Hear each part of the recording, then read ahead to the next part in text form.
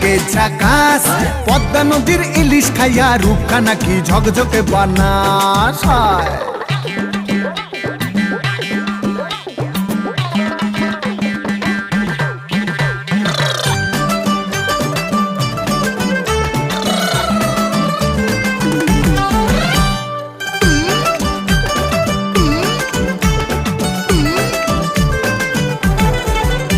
তোর ঝুমকো কানের দুল আর খোপায় গাঁদা ফুল, ওই কাজল কালো চোখ কার স্বপ্নেতে মশগুল।